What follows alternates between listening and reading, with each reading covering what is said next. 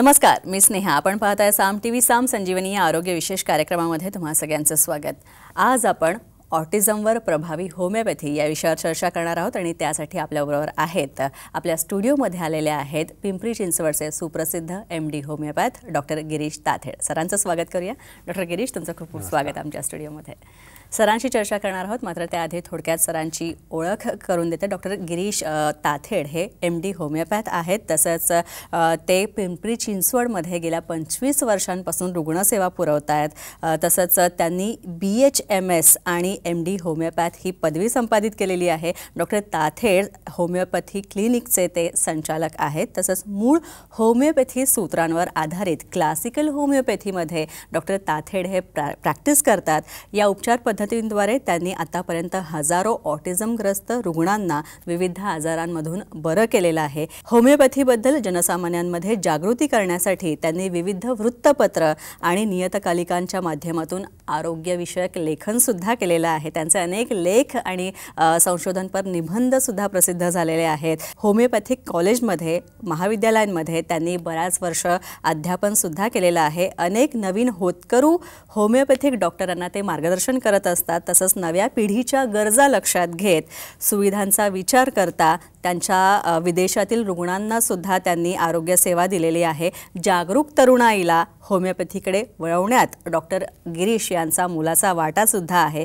आरोग्य क्षेत्रातील डॉक्टर गिरीश यांच्या योगदानाबद्दल त्यांना अनेक प्रतिष्ठित पुरस्कारसुद्धा मिळालेले आहेत. ज्यात best homeopathy doctor in Pune या पुरस्काराचा समावेश जो आहे तो सुद्धा आहे. तर सध्या डॉक्टर ताथेड हे लहान मुलांमध्ये आढळणाऱ्या ऑटिझम म्हणजेच स्वमग्नता या विषयावर गहन संशोधन करतात. गेली 10 वर्ष ते हे संशोधन करतात आणि त्यांच्याकडे बरीच ऑटिझमग्रस्त मुलं जी आहेत ती उपचार घेत आहेत. ऑटिझमबरोबरच ADHD आणि इतर मेंदूचे विकार असलेल्या मुलांच्या पालकांसाठी डॉक्टर गिरीश हे होमिओपॅथीच्या माध्यमातून एक आशेचा किरण ठरत आहेत. डॉक्टर गिरीश, पुन्हा एकदा आपलं स्वागत. डॉक्टर गिरीश, मुळात ऑटिझम म्हणजे काय आणि मुळात ओळखायचं कसं, त्याची लक्षणं काय आहेत? It is a neuro developmental disorder. म्हणजे काय की ज्या लहान बाळाचा विकास असतो तो विकास बरोबर होत नाही आणि त्यामुळे याच्यामध्ये काही लक्षणं आढळतात. त्याला स्वमग्नता असा हा विकार म्हणतात. ॲक्च्युली ऑटिझम याला आजार म्हणत नाही, त्याला विकार म्हणतात किंवा याला एक विकलांग अवस्था असंही संबोधलं जातं. तर जेव्हा लहान मुलं असतं, लहान मुलाला जेव्हा ते 2 किंवा 3 महिन्याचं असतं तेव्हा त्याला आई, आजोबा, आजी, वडील नावाने हाक मारतात, माझ्या छकुला, माझ्या सोनूला, आणि त्या आवाजाला ते बाळ थोडं प्रतिसाद देतं. ते बघतं, इकडे बघ, तिकडे बघ. मग काही दिवसांनी ते हसायला लागतं. मग ते काही दिवसांनी थोडं ते बघायला लागतं. मग तुम्ही आवाज दिला, आपण मग त्याला बबड्या म्हणतो, बबडी म्हणतो. अशा प्रकारे ते मान वळवतं आणि खूप बरं वाटतं पालकांना. अरे माझं मूल माझ्याकडे बघतंय, माझा मुलगा, माझी मुलगी माझ्याकडे बघतंय. तर हे केव्हा होतं? जेव्हा आपल्या भोवताली जे काही चालत आहे हे त्याचं संकलन त्याच्या मेंदूमध्ये होतं, त्याचं आकलन त्याला होतं, त्याला क्रिया होते आणि ते बाळ प्रतिसाद द्यायला लागतं. नेमकी ही जी प्रक्रिया आहे ही प्रक्रिया या मुलांमध्ये होत नाही. त्यांना आपल्या अवतीभोवती काय चाललं हे कळत नाही, याचं भान नसतं. त्यांना ते भान नसल्यामुळे त्यांच्या मेंदूमध्ये ती क्रिया होत नाही, त्यांचं संकलन होत नाही. त्या संकलन न झाल्यामुळे त्यांना प्रतिसाद कसा द्यायचा हे कळत नाही. याला थोडक्यामध्ये ऑटिझम किंवा स्वमग्नता अवस्था असं म्हणतात. परंतु काय असतं, काही पालक जे असतात त्या पालकांना काय वाटतं की अरे माझं मूल लहान आहे, 6 महिन्याचं होऊ दे, 8 महिन्याचा होऊ दे, नंतर तो बघेल माझ्याकडे, आवाजाला प्रतिसाद देईन.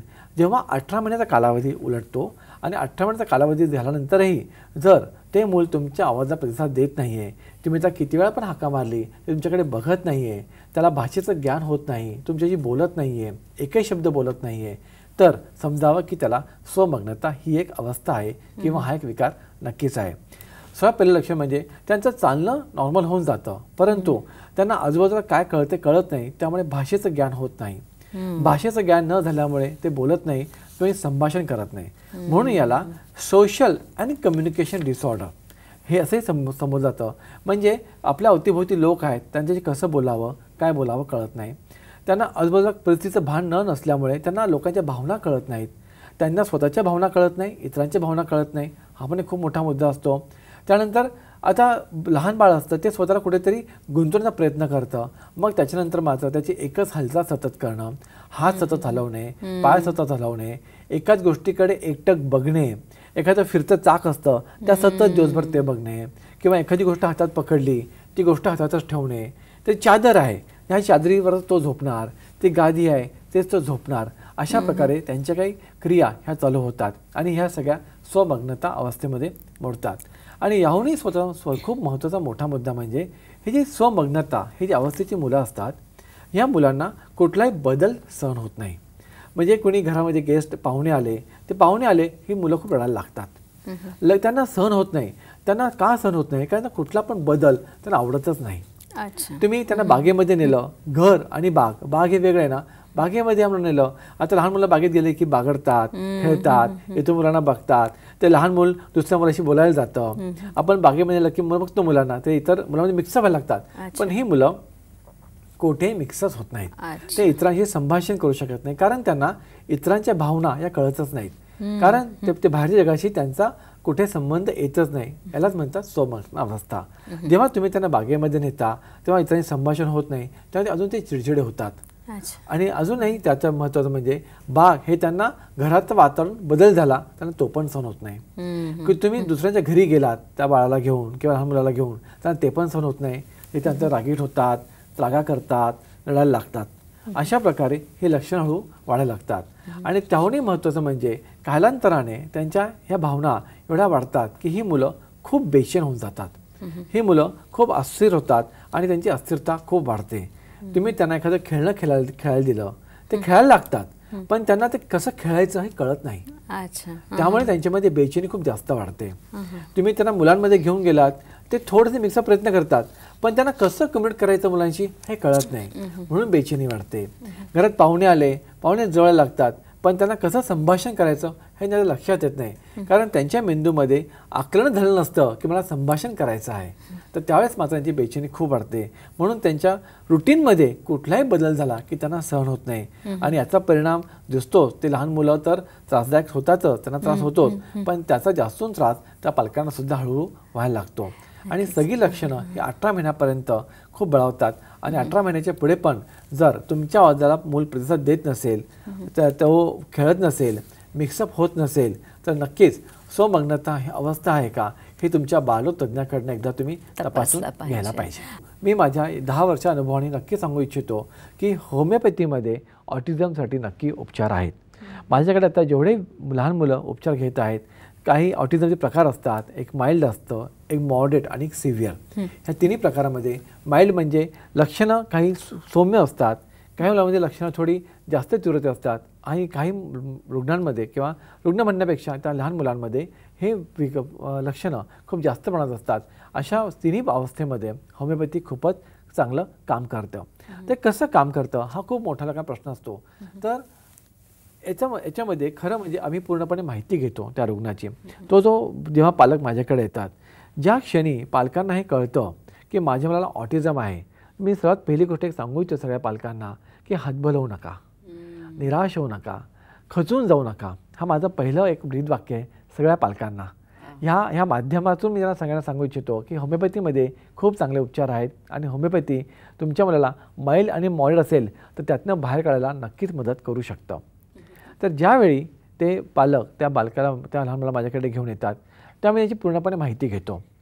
माहिती म्हणजे जन्मापासून भले त्या 8 महिन्याचा असो, 1 वर्ष असो, 1.5 वर्ष किंवा 10 वर्ष, ही सगळी माहिती आम्ही पूर्णपणे घेतो. ही माहिती घेतल्यानंतर आम्हाला असं कळतं की याच्यामध्ये काही लक्षणं जी आहेत ना ती खूप स्पेसिफिक वे आहेत किंवा ही लक्षणं ऑटिझमच्या मुलामध्ये वेगळी आहेत. उदाहरण मी तुम्हाला सांगतो. एक लहान मुलगा होता. तो लहान मुलगा ऑटिझमचा होता, पण तो स्वतःहूनच इतरांशी भांडायचा. तो दवाखान्यामध्ये आला की तो उठायचा आणि इतर मुलांना मारायचा, काही कारण नाही. अरे किती वेगळं लक्षण आहे. स्वतःहून का मारतो हे वेगळं लक्षण आहे. अजून एक लहान मुलगा आला, त्याला आईने सांगितलं की याला सतत ना गरम पाणी आवडतं प्यायला. हां, हे लक्षण वेगळं आहे. आता ऑटिझमच्या मुलांमध्ये किंवा स्वमग्नता अवस्थे मुलांमध्ये कोणी घरी पाहुणे आले की त्यांना सहन होत नाही, कुठे बाहेर गेला की त्यांना सहन होत नाही, इतर लोक सहन होत नाहीत. परंतु त्या मुलाला मात्र पाहुणे आले की तो खूप खुश व्हायचा, त्यांच्यावर तो बाहेर निघून जायचा. शेअरची काकू आली, त्याने त्या मुलाला उचललं ना, तो त्यांच्यावर जायचा तो व्यवस्थित, आणि तो गेला तिथेच रमायचा. निदान होणं तेही लवकर किती गरजेचं आहे. हां, निदान लवकर का होत नाही याला प्रथम कारण म्हणजे पालकच जबाबदार असतात.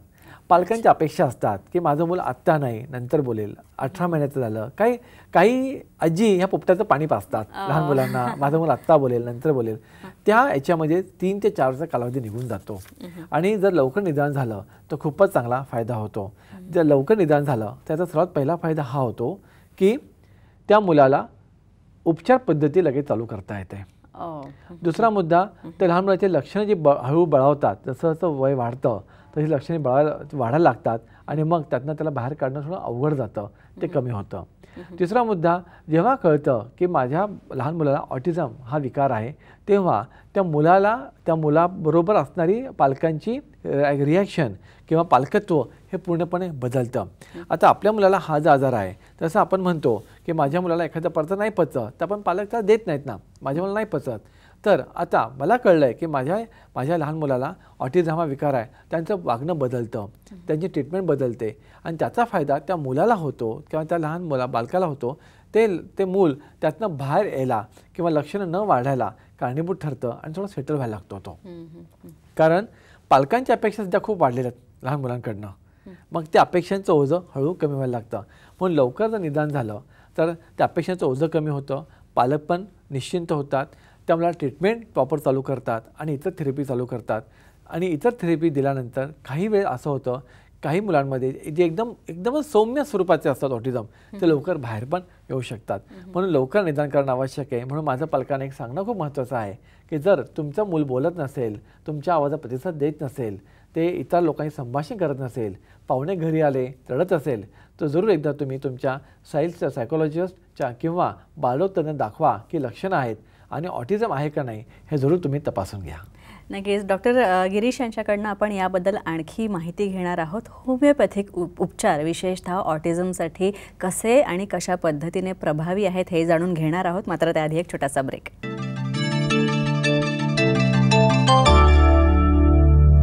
ब्रेकनंतर साम संजीवनीमध्ये आपलं स्वागत. डॉक्टर गिरीश, एक गोष्ट इथे विचारायची आहे की होमिओपॅथीद्वारे ऑटिझममध्ये सुधारणा कशी होते?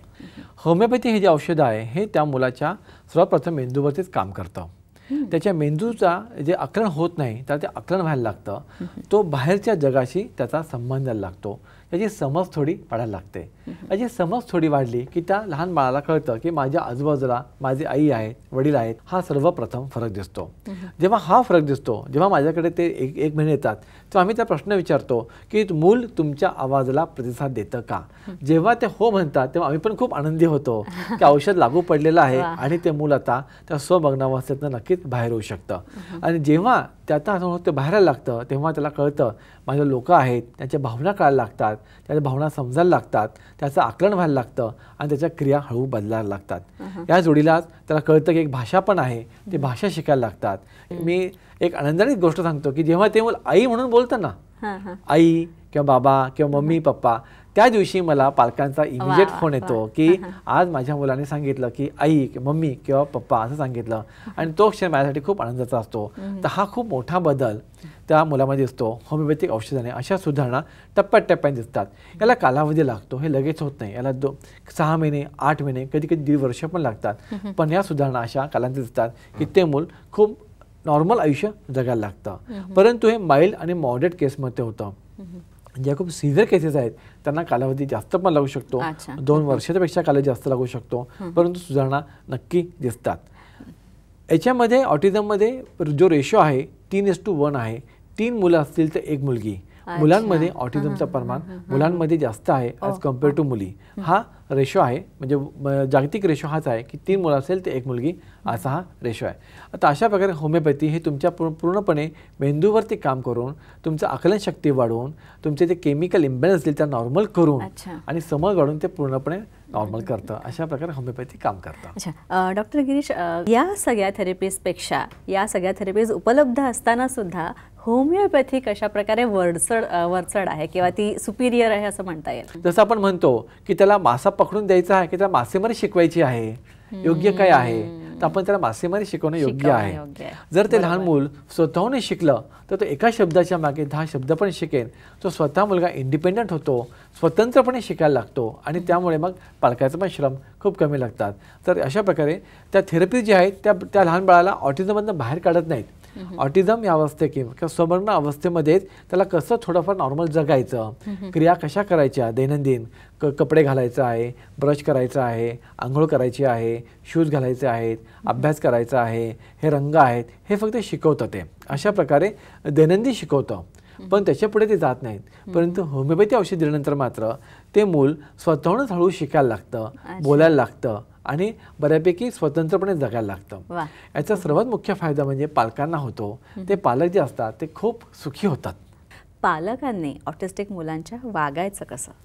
पालकांचीच भूमिका खूप महत्त्वाची असते. तुम्हाला एक उदाहरण देतो मी. यावर्षी माझ्याकडे एक लहान मूल आलं आणि ते मूल आत्याबरोबर आलं. मी विचारायचं आईवडील कुठे आहेत? आत्याने मला उत्तर दिलं, ते या मुलाला सोडून अमेरिकेत गेले. ते या मुलाला सोडून अमेरिकेत गेले कारण मोठा मुलगा तो चांगला आहे, त्याला ते घेऊन गेले.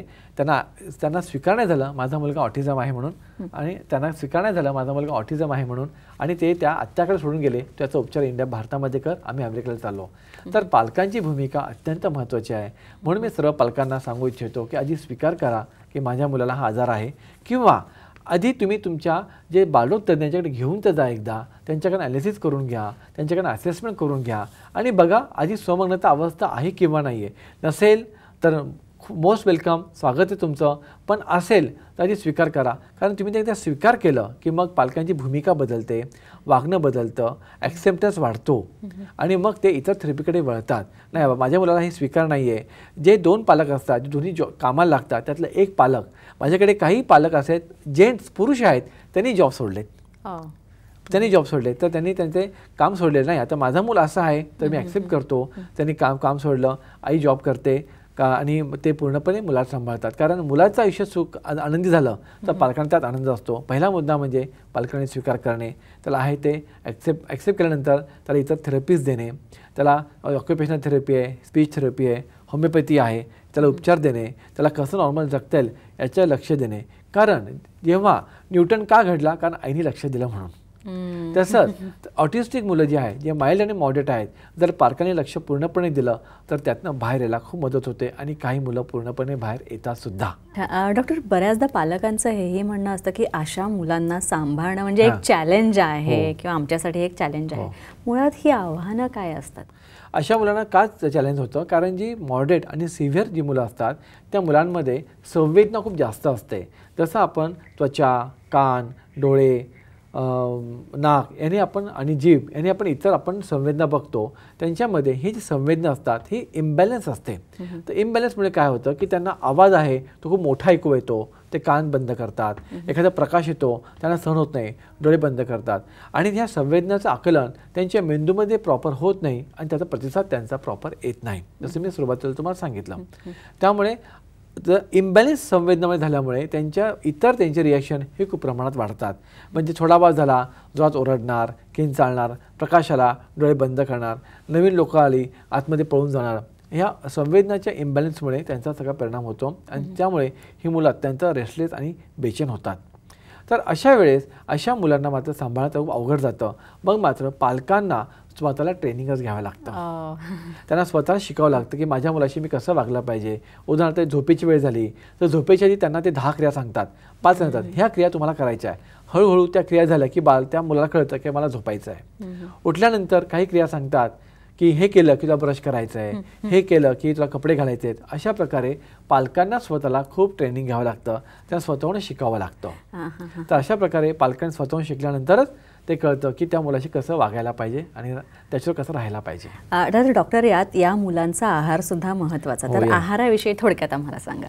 आहार, तर आहारामध्ये ही जी स्वमग्नता अवस्था मुलं असतात ह्या मुलांसाठी एक केझिन हा जो घटक असतो, प्रथिन असतो, जो दूध आणि दुग्धजन्य पदार्थांमध्ये असतो, आणि ग्लुटेन नावाचा असतो जो गहू आणि गव्हातल्या पदार्थांमध्ये असतो. हे 2 प्रथिने जे असतात जेव्हा आपण त्यांना खायला देतो, ह्या केझिन किंवा दूध आणि ग्लुटेन हे जे असेल तर त्यामुळे काय होतं की त्यांचे जे इंटेस्टाईन किंवा जे आतडे असतात त्याच्यामुळे थोडा दाह उत्पन्न होतो. तर दाह उत्पन्न झाला की मग मात्र त्या दाहामुळे त्यांच्या मेंदूवर त्याचा परिणाम होतो आणि ही मुले खूप चिडचिड रागीट होतात. हे संशोधनात सिद्ध झालेलं आहे.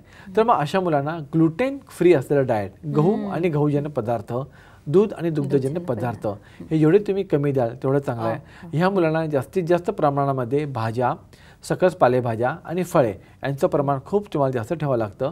सोया, टोफू हे त्यांना चालतं किंवा इतर पालेभाज्यांचे प्रकार किंवा सूप वगैरे हे तुम्ही त्यांना देऊ शकतात. आणि त्याबरोबरच यांना तुम्ही ओमेगा 3 फॅटी ॲसिड जे आहे जे जवसमध्ये भेटतं किंवा काही माशांमध्ये भेटतं, मासे पण आहेत त्यामध्ये भेटतं, हे तुम्ही आहार देऊ शकता. मल्टीविटॅमिन्स आणि मिनरल्स हे तुम्ही नक्की देऊ शकता. औषधामध्ये विचाराल तर काही ठिकाणी आजकाल अँटीसायकोटिक ड्रग देणं, अँटी डिप्रेसंट ड्रग देणं, स्टिम्युलंट देणं याचे प्रमाण वाढलेलं आहे. कारण त्यामुळे मुलं थोडी स्थिर होतात. कारण काही मुलं एवढे अस्थिर होतात की पालकांना ते कंट्रोल होत नाही, पालकांना त्यांच्यावर नियंत्रित ठेवता येत नाही, मग त्यांना औषध देऊन त्यांना स्थिर केलं जातं. परंतु आहार जर प्रॉपर दिला, याच्यामध्ये आहारामध्ये केझिन आणि ग्लुटेन फ्री डाएट त्यांना दिलं तर नक्कीच आहारामध्ये त्याचा परिणाम हा कमी दिसतो आणि मुलं थोडी स्थिर आणि शांत व्हायला लागतात. ऑटिझम व्यतिरिक्त आणखी कोणत्या लहान मुलांचे आजार आहेत ज्याच्यावर किंवा विकार आहेत ज्याच्यावर तुम्ही उपचार देता? ऑटिझम हा जो विकार आहे त्याच्यावरती होमिओपॅथी तर खूप चांगलं काम करते, परंतु अजून एक विकार आहे अतिचंचलपणा, त्याला ADHD असे म्हणतात. त्या विकारावरती पण होमिओपॅथी खूप चांगलं काम करते. काही पालक घेऊन येतात की ते स्लो लर्नर असतात, म्हणजे थोडे मतिमंद असतात, त्यांचं चालणं बोलणं सगळं नॉर्मल असतं, परंतु जो मुलगा 10वीमध्ये त्याचा विकास पाहिजे त्याचा विकास तो 8वीच्या मुलांसारखा असतो, त्यानंतर मतिमंदत्व अशा मुलांसुद्धा खूप होमिओपॅथी चांगलं काम करते. काही सेरेब्रल पाल्सी म्हणजे जन्मता काही मुलांचा मेंदू हा कामच नीट करत नाहीत, ते चालू शकत नाहीत किंवा बोलू शकत नाही, अशा विकारांमध्ये पण होमिओपॅथी खूप चांगलं कार्य करते. तर थोडक्यात सांगायचं म्हणजे मेंदूच्या विकारावरती सर्वांगीण विकास होण्यासाठी होमिओपॅथी खूपच चांगलं काम करते. मी डॉक्टर गिरीश यांचा संपर्क क्रमांक दिलेला आहे, त्यांचा ईमेल ID, वेबसाईट दिलेली आहे, त्यांच्या क्लिनिकचा पत्ता पिंपरी चिंचवडचा दिलेला आहे, तो तुम्ही नोट डाऊन करून घ्या. डॉक्टर गिरीश, तुम्ही इथे आलात त्यासाठी तुमचं खूप खूप आभार. धन्यवाद. यानंतर आपण इथेच थांबतोय, मात्र पुन्हा भेटूया नवीन भागात नवीन विषयांसह आणि नवीन तज्ज्ञांसह. तोपर्यंत नमस्कार.